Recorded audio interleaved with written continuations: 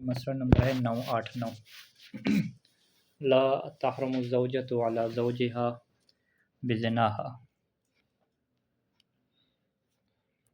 زوجہ جو ہے وہ بیوی اپنے شوہر پہ حرام نہیں ہوتی بزناہا، اگر بیوی جو ہے وہ زنا کرے۔ وَإِنْ كَانَتْ مُصِرَّةً عَلَىٰ ذَلِكَ، اگرچہ اس زنا کے اوپر مصر ہو، یعنی بار بار زنا کر رہی ہو، پھر بھی جو ہے وہ حرام نہیں ہوگی۔ وَالْأَوْلَىٰ مع عدم التوبۃ، اور بہتر کیا ہے کہ اگر وہ توبہ نہ کرے، اپنے اس کام سے نہ رکے، تو ان یطلقها الزوج، تو شوہر اسے طلاق دے دے۔ اذا تزوجت المرأة، ایک خاتون نے جو ہے وہ شادی کر لی، ثم شکت، پھر اس نے شکایت کی، شکایت کی نہیں، شک کیا، ثم شکت، ثم شکت، پھر اس نے جو ہے وہ شک کیا کہ فی ان زواجها وقع فی العدت ام بعد انقضائها، کہ اس کی جو شادی ہے آیا وہ عدت کے دوران ہوئی ہے تاکہ جو یہ نکاح باطل ہو جائے، یا بعد انقضایا، یا عدت گزرنے کے بعد ہوئی تھی تاکہ یہ نکاح درست ہو جائے۔ تو لم تعتن بالشک، تو یہاں پہ یہ اپنے شک کی کیا پرواہ نہیں کرے گی، یعنی یہ شک کب ہو رہا ہے؟ شادی کے بعد ہو رہا ہے، پہلے نہیں تھا۔ اذا لات البالغ بغلام، اگر ایک بالغ شخص جو ہے وہ لواط یعنی بدفعلی کرتا ہے غلام کی تعبیر استعمال ہوتی ہے نابالغ کے لیے، یعنی بالغ انسان جو ہے وہ نابالغ سے کیا کرتا ہے؟ یہ بدفعلی کرتا ہے۔ فاوقبہ، پس دخول کر دیتا ہے، اوقبہ ایقاب یعنی دخول کے معنی میں، دخول بھی ہو جاتا ہے۔ تو اس کا نتیجہ کیا نکلے گا کہ حرمت علی الواتی، کہ واتی جو ہے یعنی جو فاعل ہے اس کے اوپر حرام ہو جائے گی۔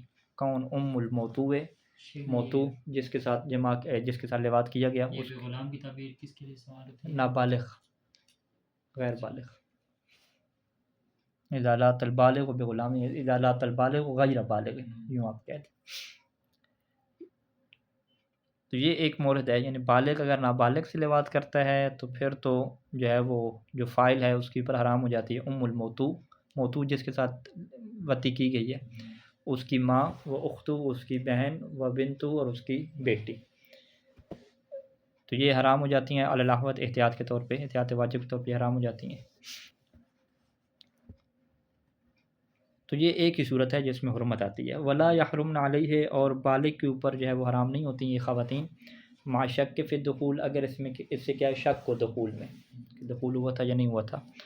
بل مع الظن بھی ہے، بلکہ اگر دخول کا ظن بھی ہو تو پھر بھی کیا یہ حرمت نہیں آئے گی، یعنی دخول کا یقین ہونا ضروری ہے۔ کما لا یحرمن علیہ، جیسا کہ یہ خواتین اس کے اوپر حرام نہیں ہوں گی اذا کان اللائط غیر بالغ، کہ اگر لائط کیا ہے؟ غیر بالغ ہے، یعنی فاعل کیا ہے؟ نابالغ ہے، فاعل نابالغ ہے، مفعول جو بھی ہو۔ او کان الملوط بالغا، یا ادھر سے آپ یہ آپشن لے لیں کہ جو مفعول ہے ملوط وہ کیا بالغ ہے، یعنی اسے کیا کہتے ہیں کہ جو روایت کے اندر ایک ہی صورت آئی ہے کہ بالغ جو ہے وہ نابالغ کے ساتھ کرے تو پھر بالغ کے اوپر حرام ہوتی ہے۔ اس کے علاوہ جتنی صورتیں آپ بنا لیں، وہ کتنی صورتیں بنیں گی اس کے بعد؟ 3 یعنی صورتیں بن جائیں گی۔ پہلی صورت دونوں بالغ ہوں پھر بھی حرمت نہیں آئے گی، دونوں نابالغ ہوں پھر بھی حرمت نہیں آئے گی، اور اس کا آپ الٹ کر لیں صورت کا کہ فاعل جو ہے وہ غلام، فاعل نابالغ ہو اور مفعول کیا ہو؟ نابالغ ہو، پھر بھی ان 3 صورتوں میں کیا حرمت نہیں ہے کہ دونوں کے بالغ ہونے کی صورت میں تو ہاں، دونوں بالغ ہونے کی صورت میں حرمت نہیں ہے کہ کیونکہ وہ روایت کے الفاظ بالغ اور غلام کے ہیں نا، اسی کے اوپر رہیں گے فقہا، ٹھیک ہے۔ تو حرمت فقط کب آتی ہے؟ کہ جب فاعل بالغ ہو اور مفعول نہ بالغ ہو، بس اس صورت۔ تو دونوں اگر بالغ ہیں تو حرمت کیا نہیں ہے کہ، تو اسی وجہ سے کیا کہا کہ یعنی لا یحرمن علیہ اذا کان اللائط غیر بالغ، یا آگے کیا کہا؟ یا ملوط کیا ہو؟ بالغ ہو۔ لائط غیر بالغ بات کیا کہیں گے؟ مطلقاً، یعنی ملوط جو بھی ہو۔ اسی طریقے سے ملوط اگر بالغ ہو، مفعول یعنی بالغ ہو، تو لائط جو بھی ہو، ٹھیک ہے، حتیٰ لائط اگر بالغ ہو وہ بھی اس میں کیا شامل ہو جائے۔ سیستانی صاحب کے ان 3 صورتوں میں احتیاط واجب ہے کہ ہر حرمت ہوتی ہے، لیکن اس میں پھر رجوع کر لیتے ہیں کیونکہ باقی فقہا جواز کے قائل ہیں، اسحاق فیاض صاحب کی طرف، سید شبیری کی طرف یہ رجوع کر لیتے ہیں۔ اذا تزوج امرأة ثم لا تبی بها، اگر اس نے خاتون سے پہلے شادی کر لی پھر اس کے بعد کیا لواط ہوا اس کے بھائی کے ساتھ یا اس کے ابی ہے، یعنی اس کے والد کے ساتھ، او اخیہ یا اس کے بھائی کے ساتھ یا بیٹے کے ساتھ، تو لم تحرم علیہ، تو یہ بیوی اس کے اوپر حرام نہیں ہوگی۔ تو اگر شادی سے پہلے ہوا ہے تو پھر حرمت آئے گی۔ نام لوزالت زوجیت بطلاق و نحوہ، لیکن اگر یہ زوجیت ان کی ختم ہو جاتی ہے، طلاق وغیرہ دے دیتا ہے، تو واجب علیہ، تو پھر اس کے اوپر کیا واجب ہے کہ ترک تزویج ثانی الاحوات، کہ احتیاط واجب کے طور پہ دوبارہ اس سے شادی نہ کریں، کیونکہ اس کے بھائی یا باپ یا بیٹے سے کیا اس نے یہ لواط کیا ہوا ہے۔ یحرم التزویج حال الاحرام وان لم تکن المرأة محرمۃ، احرام کی حالت میں جو ہے وہ تزویج حرام ہوتی ہے، شادی کرنا حرام ہوتا ہے، اگرچہ جو خاتون ہے وہ محرمہ نہ ہو، یعنی خاتون احرام کی حالت میں نہ ہو۔ وہ یقع العقد فاسدا، اور عقد کیا ہے فاسد ہو جاتا ہے، مطلقاً فاسد ہوتا ہے، یعنی حتی ما جہل الرجل المحرم بالحرمت، حتیٰ کہ جو رجل محرم ہے، جو احرام باندھ رہا ہے، وہ جاہل ہے، کس بات سے جاہل ہے؟ بالحرمت، کہ یہ والا نکاح حرام ہوتا ہے، پھر بھی نکاح باطل ہوگا۔ وہ معلمی بالحرمت ہے، اور اگر اسے حرمت کا علم ہو تو پھر تو کیا ہو جائے گی؟ تحرم علیہ مؤبداً، وہ خاتون اس کے اوپر ہمیشہ کے لیے حرام ہو جائے گی، یعنی جان بوجھ کر اگر اس نے یہ نکاح کیا اور پتہ ہے کہ یہ نکاح حرام ہوتا ہے تو پھر تو ہمیشہ کے لیے خاتون حرام ہو جائے گی۔ لا یجوز للمحرمۃ، محرمہ خاتون کے لیے بھی جائز نہیں ہوتا کہ ان تتزوج برجل ولو کان محلا، کہ وہ ایک مرد کے ساتھ شادی کرے اگرچہ وہ مرد کیا ہو جی؟ محل ہو، یعنی احرام کی حالت میں نہ ہو، احرام اس کا ختم ہو چکا ہو۔ ولو فعلت، اگر خاتون نے ایسا کیا تو باطل العقد، تو عقد کیا ہو جائے گا؟ باطل ہو جائے گا، مطلقاً باطل ہوگا۔ مطلقاً کیا مطلب؟ خاتون کو علم بالحرمت ہو یا علم بالحرمت نہ ہو، جیسے اوپر کہا تھا مرد کے بارے میں۔ وما علمها بالحرمت، اور اگر خاتون کو حرمت کا علم ہوا تو پھر عقد باطل ہونے کے ساتھ ایک اور چیز کیا آئے گی کہ تحرم علیہ مؤبداً، کہ یہ خاتون اس کے اوپر ہمیشہ کے لیے حرام ہو جائے گی، لیکن یہاں پہ کیا ہے؟ احتیاط واجب ہے۔ اوپر کیا فتویٰ ہے مرد کے لیے، لیکن اس کے لیے کیا احتیاط واجب ہے۔ اذا لم یأتی الرجل بطواف النساء فی الحج او العمرۃ المفردہ، اگر جو ہے وہ مرد طواف نساء کو حج میں انجام نہ دے یا عمرہ مفردہ میں کیا طواف نساء نہیں کرتا، تو حرمت علیہ النساء، تو اس کے اوپر تمام خواتین حرام ہو جاتی ہیں، حتی زوجته، حتی کہ اس کی بیوی بھی حرام ہو جاتی ہے۔ وَإِذَا تَرَكَتْهُ الْمَرْأَةُ، اور اسی طریقے سے اگر خاتون جو ہے وہ حج میں اس طواف نساء کو ترک کر دے، اذا ترکتہ، یعنی طواف نساء کو ترک کرے کون؟ المرأة، خاتون جو ہے طواف نساء کو ترک کرے حج میں یا عمرہ مفردہ میں، تو حرم علیہ الرجال، تو خاتون کے اوپر سارے مرد کیا حرام ہو جاتے ہیں، حتی زوجہ، حتی کہ اس کا شوہر بھی۔ نام اذا اتیا بہی، لیکن اگر یہ دونوں کیا ہے بہی، اس طواف کو انجام دے دیتے ہیں، بعد ذالک، اس کے بعد، یعنی جب طواف نساء ترک ہو گیا اس کے بعد اگر یہ انجام دے دیں گے طواف کو، تو ارتفعت الحرمت، تو پھر حرمت کیا اٹھ جائے گی۔ یہ کواروں کے لیے بھی یہ حکم ہے؟ کنواروں کے لیے بھی یہی ہے، ٹھیک ہے۔ یعنی اس اگر ترک کر دیتے ہیں جب تک اس کو انجام دیں گے تو اگر نہیں کر سکتے ہیں۔ ہاں، یعنی خواتین حرام ہیں، ٹھیک ہے، تو کریں گے تو عقد تو شاید کر لیں لیکن خاتون حرام رہے گی، جماع وغیرہ نہیں کر سکیں گے۔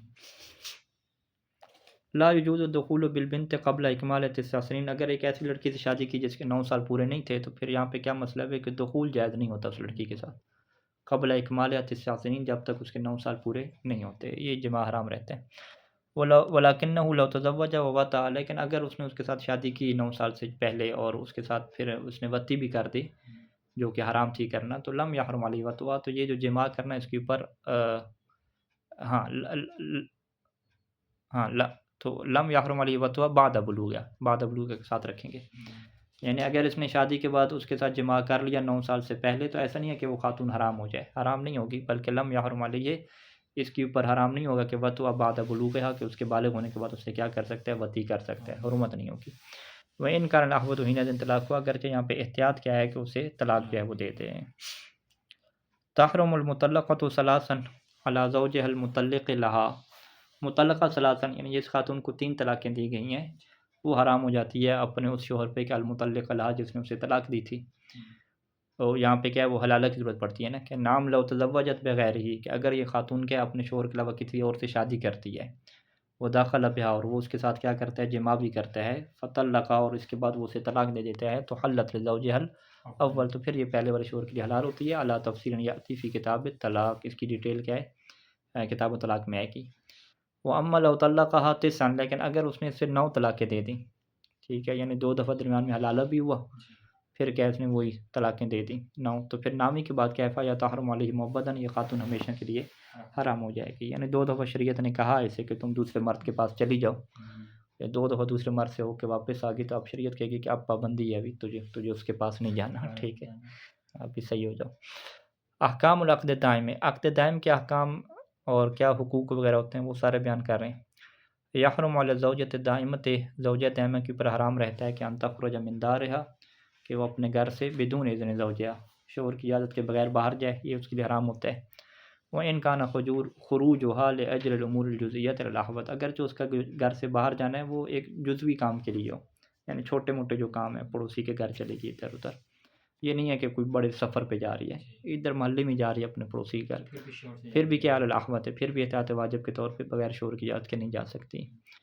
ایک یہ اس کے اوپر واجب ہوتا ہے، دوسرا کیا اس کے اوپر واجب ہے کہ وَيَجِبُ عَلَيْهَا أَن تَمَكَّنَ زَوْجَهَا مِن نَفْسِهَا بِمَا شَاءَ ان تمکنہ، یہ فعل مضارع کا صیغہ پڑھیں گے مؤنث کا، اس کے اوپر واجب ہوتا ہے کہ ان تمکنہ، کہ یہ کیا ہے، قدرت دے دے، امکان دے دے، زوجہا اپنے شوہر کو یہ قدرت دے دے، اختیار دے دے، من نفسہا اپنے اوپر اختیار دے دے، بما شاء من الاستمتاع، جو بھی وہ استمتاع یعنی جنسی لذت حاصل کرنا چاہے تو اس کا یہ شوہر کو کیا اختیار دے دے۔ ولیس لہا، اور اس کے لیے جائز نہیں ہوتا کہ منعہ من المقاربت، کہ شوہر کو جو ہے وہ مقاربت اور جماع سے روکے، الا لعذر شرعی، مگر یہ کہ اس کے پاس عذر شرعی کوئی ہو، حیض کی حالت میں ہو یا سخت مریض ہو۔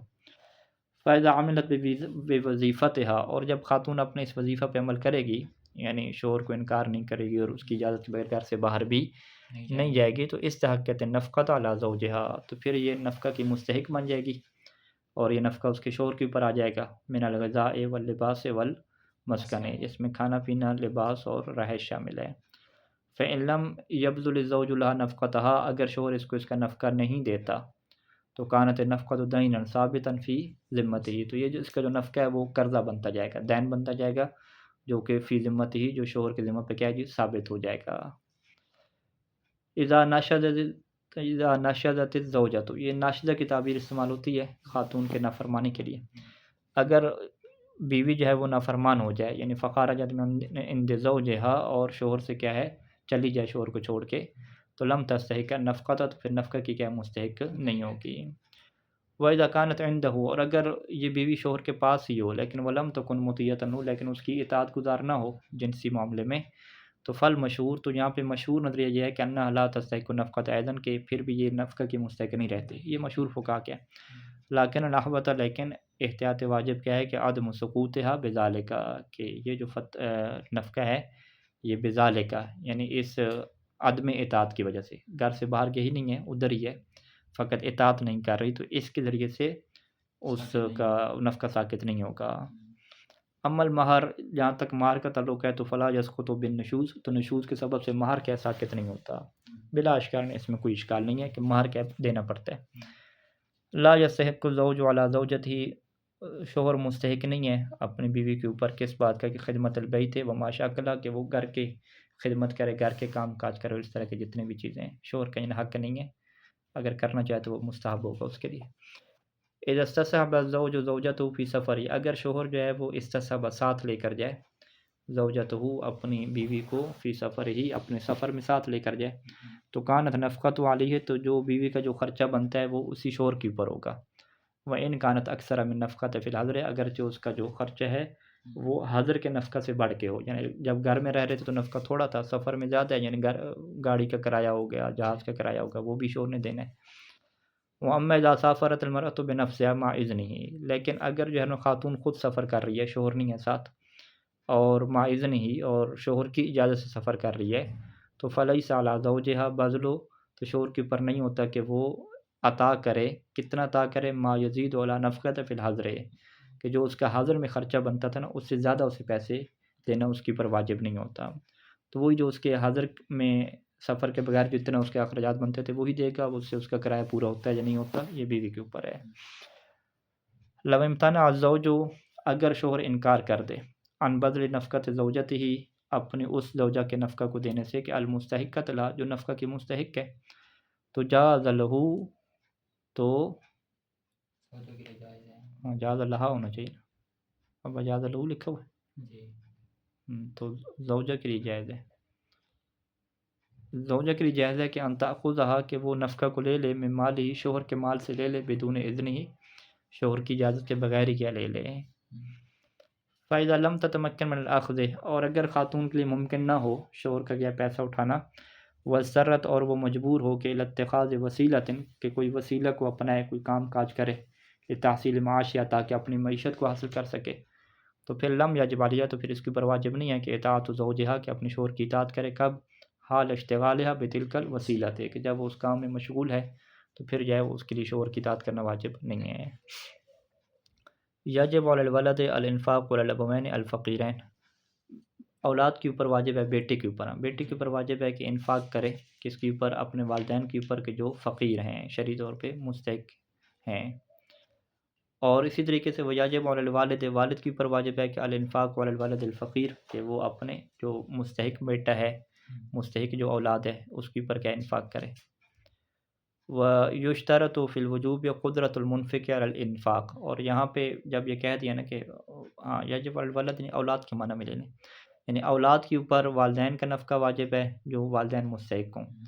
اسی طریقے سے والدین میں فقط والد کی بات کی، ماں کی بات نہیں کی، اور والد کے اوپر کیا ہے جی؟ اولاد کا نفقہ واجب ہے، کون سی اولاد؟ جو مستحق ہو۔ تو اب ایک دوسرے کا نفقہ دونوں کے اوپر واجب ہے، تو یشترط فی الوجوب قدرت المنفق علی الانفاق، تو وجوب میں یہاں پہ شرط کیا ہوتی ہے کہ جو خرچہ دینے والا ہے وہ انفاق کے اوپر کیا ہے جی؟ قدرت بھی رکھتا ہو، یعنی ان میں سے جو بھی قدرت رکھتا ہوگا اس کے لیے دوسرے کا خرچہ اٹھانا واجب ہو جائے گا۔ اب یہاں پہ عمر کی کوئی قید نہیں ہے کہ بچہ بالغ ہے نابالغ ہے، ٹھیک ہے، اگرچہ وہ بچہ بڑا ہو جائے، بالغ ہو جائے، پھر بھی اگر وہ فقیر ہے شرعی طور پر، والد کیا ہے اس کا فقیر نہیں ہے، تو والد کے اوپر واجب ہو جائے گا اس کا خرچہ دینا۔ والمشہور، اور مشہور نظریہ یہ ہے کہ ان نفقۃ الاولاد ما فقد الآباء، کہ اولاد کا نفقہ اگر اس کے آبا جو ہیں فاقد ہو جائیں، آبا یعنی اس کا والد اور دادا پردادا یہ سارے نہیں ہیں اس کے، تو اب نفقہ جو ہے وہ یا خواتین کی طرف شفٹ ہوگا یا نہیں ہوگا۔ تو مشہور یہ ہے کہ اولاد کا جو نفقہ ہے اگر اس کے آبا والد دادا وغیرہ یہ ختم ہو جائیں تو کس کے اوپر آتا ہے؟ علی الام، تو اس کی ماں کے اوپر آتا ہے۔ وہ انفاقت، اور اگر ماں موجود نہ ہو تو فعلی ابیہا و امہا بالسویہ، تو پھر ماں کے جو والدین ہیں یعنی نانا اور نانی، ٹھیک ہے، نہیں دادا دادی کی بات نہیں کی، یعنی ابیہا و امہا کیا مطلب؟ یعنی ماں کا والد اور ماں کی ماں، ان کے اوپر کیا؟ بالسویہ، ان کے برابر آتا ہے، برابر یہ دیں گے۔ ولو کانت معہما ام الاب، اور اگر ان دونوں کے ساتھ کیا ہے؟ اب کی ماں موجود ہے، یعنی دادی بھی موجود ہے، تو کیونکہ دادا تو فوت ہو چکا ہے نا، ما فقد الاباء کا، اور اگر دادی بھی موجود ہو تو شارکتہما فی النفقۃ، تو دادی بھی کیا ہے؟ اسی نانا نانی کے ساتھ کیا ہے؟ شریک ہوگی نفقہ میں، یعنی اس کے اوپر بھی کچھ خرچ آئے گا، تینوں کیا ہے؟ تقسیم کریں گے۔ تو یہ مشہور فقہا کا نظریہ ہے، کہتے ہیں کہ وہ لا یخلو من اشکال وان کان احوط، یہ جو مشہور کا نظریہ یہ اشکال سے خالی نہیں ہے، اگرچہ احوط یہی ہے، یعنی احتیاط واجب ہے کہ اس کو کیا ہے؟ انجام دیا جائے۔ تو یعنی ہم کیا کہیں گے کہ ماں کے اوپر جو اولاد کا خرچہ ہے وہ احتیاط واجب کے طور پہ کب ہوگا؟ جب دادا بھی نہ ہو اور والد بھی نہ ہو اور کوئی بھی نہ ہو، اسی طریقے سے۔ ولا تجب النفقۃ علی غیر العمودین، ان عمودین کے علاوہ پہ نفقہ واجب نہیں ہوتا۔ عمود کیا مطلب؟ ایک پلر ہوتا ہے نا اوپر نیچے، یعنی ابھی ہم نے کیا بات کی کہ اولاد کا نفقہ والدین کے اوپر، والدین کا نفقہ اولاد کے اوپر، جو عمود بن رہا ہے نا سیدھا، اس عمود کے علاوہ اب سائڈوں پہ چلے جائیں، ٹھیک ہے، ان کا نفقہ ایک دوسرے کے اوپر واجب نہیں ہوتا، یعنی غیر عمودین کے نفقہ واجب نہیں ہوتا۔ من الاخوت، آپ بھائیوں میں سے لے لیں تو بھائی کا بہن کے اوپر نفقہ واجب، یا بہن جو ہے وہ بھائی کا نفقہ دے، یہ واجب نہیں ہوتا۔ اسی طریقے سے اعمام میں آ جائیں، ٹھیک ہے، چاچو کے اوپر بھتیجوں کا نفقہ دینا، اخوال میں آ جائیں، ماموں وغیرہ آ جائیں، وغیرہ ان کے علاوہ جو بھی سائڈوں کے آپ رشتہ دار آپ لے لیں عمود کے علاوہ، تو چاہے یہ مذکر ہوں یا مؤنث ہوں، ان کا نفقہ ایک دوسرے کے اوپر واجب نہیں ہوتا۔ نفقۃ النفس مقدمۃ علی نفقۃ الزوجۃ، انسان کا جو اپنا خرچ ہے نا ذاتی، وہ سب سے پہلے مقدم ہے کس کے اوپر؟ نفقہ زوجہ کے اوپر، پہلے اپنا نفقہ اٹھائے گا، پھر دوسرے نمبر پہ کیا؟ زوجہ کی بات آئے گی۔ وہی مقدمۃ علی نفقۃ الاقارب، اور جو زوجہ کا نفقہ ہے یہ اقارب کے نفقہ پہ مقدم ہے، یعنی جو والدین کا نفقہ کس میں آتا ہے؟ اقارب کے آتا ہے، تو والدین کے نفقہ سے پہلے کیا ہے؟ زوجہ کا کیا نفقہ ہے، اور پھر اگر اقارب میں آ جائیں تو پھر کس کا اس میں سے مقدم ہے؟ کہتے ہیں کہ والاقرب منہم مقدم علی الابعد، کہ رشتہ داروں کے اوپر آ جائیں جو اوپر نیچے ہیں، یعنی والدین اور اولاد، ان میں سے جو زیادہ قریبی ہے اس کا نفقہ مقدم ہوگا ابعد کے اوپر، جو دور والے ہیں، یعنی فالولد، جو بچہ ہے اولاد ہے اپنی، اس کا نفقہ مقدم ہو جائے گا علی ولد الولد، اولاد کی اولاد، یعنی پوتوں کا نفقہ بعد میں آئے گا، پہلے کیا ہے؟ اپنے بچوں کا آئے گا۔ تو یہ کیا ترتیب رہے گی اس کے اوپر؟ وتاجب المولا، اسی طریقے سے جو مولا ہے، آقا ہے جو، اس کے اوپر واجب ہوتا ہے نفقۃ المملوک، کہ وہ غلام کا کیا نفقہ دے، میرا انسان ہے کہ جو انسان ہے غلام اس کا نفقہ دے، وَلَهُ، اور اس کے لیے یہ بھی جائز ہوتا ہے مولا کے لیے کہ ان یجعلها، کہ وہ نفقہ قرار دے فی کسبہ ہی مال کفایت، اسی جو غلام کی کمائی ہے نا اسی سے کیا اس کا خرچہ دے دے، مال کفایت اگر وہ کافی ہو جاتی ہے اس کے خرچہ پہ، وَإِلَّا، اگر اس کی کمائی اس کے خرچے کے لیے کافی نہیں ہوتی تو تممہ المولا، تو پھر مولا اس کو کیا کرے گا، کمپلیٹ کرے گا، مکمل کرے گا۔ والاحوط وجوب و نفقت المملوک، اور احتیاط کیا ہے کہ مملوک کا نفقہ بھی واجب ہوتا ہے، مملوک کیا ہو، اگر حیوان میں سے ہو، ٹھیک ہے، بھیڑ بکریاں مرغیاں وغیرہ رکھی ہوئی ہیں تو ان کا نفقہ بھی واجب ہوتا ہے، مادام ملکن ہو، جب تک یہ حیوانات کے ہیں اس کی ملک میں ہیں۔ اذا عجز الانسان عن الانفاق، اگر ایک انسان عاجز ہو جائے خرچہ دینے سے، انفاق علی، اس کے اوپر خرچہ کرنے سے، کہ من تاجب نفقت والی ہے، کہ جس کا نفقہ اس کے اوپر واجب ہے، پھر کیا ہوگا؟ کہتے ہیں فَإِنْ كَانَ زَوْجَةً، اگر وہ زوجہ ہو، یعنی من تاجب نفقت والی ہے، اگر اس کا تعلق ہے زوجہ سے ہو، تو پھر اگر زوجہ کے جتنے دن خرچہ نہیں دے گا تو باقیت فی ذمت ہی، تو یہ خرچہ اس کے ذمہ پہ باقی رہ جائے گا، یعنی قرضہ بنتا جائے گا، فی ذمت ہی جو ادیہ متا تمکن، تو جب بھی اس کے لیے ممکن ہو تو یہ قرضہ کیا دے گا، یعنی بیوی اپنا خرچہ چلاتی رہی کسی جگہ سے، لیکن یہ شوہر کی گردن پہ کیا جی قرضہ بنتا جائے گا۔ وَإِنْ كَانَ غَيْرَ زَوْجَةٍ، اور اگر وہ زوجہ کے علاوہ ہو اور اس نے اس کا خرچہ نہیں دیا یا عاجز تھا تو سقط الوجوب، تو یہ وجوب پھر ساقط ہو جائے گا، ولا شیء علیہ، اس کے اوپر کچھ واجب نہیں رہے گا۔ یعنی اسے کیا کہتے ہیں کہ بیوی وہ واحد مخلوق ہے کہ جس کا خرچہ نہ اٹھایا تو وہ قرضہ بنتا رہتا ہے، لیکن جو ماں ہے اس کا خرچہ نہ دے تو قرضہ نہیں بنتا وہ، ٹھیک ہے۔ نفقۃ زوجت، جو بیوی کا نفقہ ہے، یہ تقبل الاسقاط، یہ اسقاط کو قبول کرتا ہے۔ اسقاط کیا مطلب؟ بیوی ساقط کر سکتی ہے، معاف کر سکتی ہے۔ فلو اسقطتها، اگر بیوی کیا ہے اسے ساقط کر دیتی ہے، یعنی معاف کر دیتی ہے، تو لم تجب علی الزوج، تو یہ شوہر کے اوپر کیا واجب نہیں ہوگا۔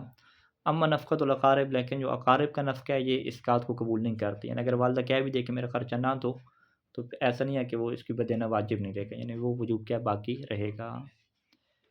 اگلی جو ہے وہ ترتیب جو ہے وہ رات گزارنے کی ہے کہ اذا کانت للرجل زوجتان دائمتان، اگر مرد کی جو ہے وہ دو بیویاں اور دونوں دائمی ہیں، فبات عند احداہما لیلۃ، اور وہ کیا کرتے ہیں ان میں سے ایک کے پاس رات گزارتا ہے، تو واجب علی ہے، تو اس کے اوپر واجب ہو جاتا ہے کہ یبیت عند الاخری لیلۃ ایضا، کہ وہ دوسری کے پاس بھی کیا رات گزارے ہیں۔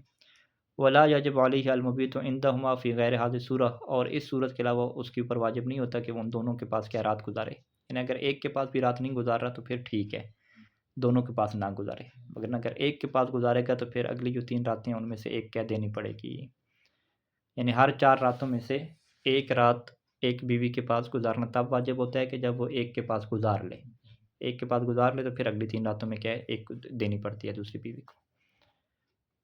نام لیس لہو، لیکن اس کے لیے جائز نہیں ہے کہ متارکۃ زوجتی رأسن، کہ وہ اپنی زوجہ کو جو ہے وہ بالکل ہی ترک کر دے، وجعل کالمعلقہ، اور اسے قرار دے معلقہ کی طرح لٹکی ہوئی ہے، کہ نہ وہ جو ہے وہ بیوی ہے اور نہ ہی کیا ہے وہ طلاق یافتہ ہے، ٹھیک ہے۔ رات گزارنا کہتے ہیں رات گزارنا واجب تو نہیں ہے، لیکن اس طریقے سے وہ رات نہ گزارے کہ بالکل سے معلقہ بناتی، یہ جائز نہیں ہوتا۔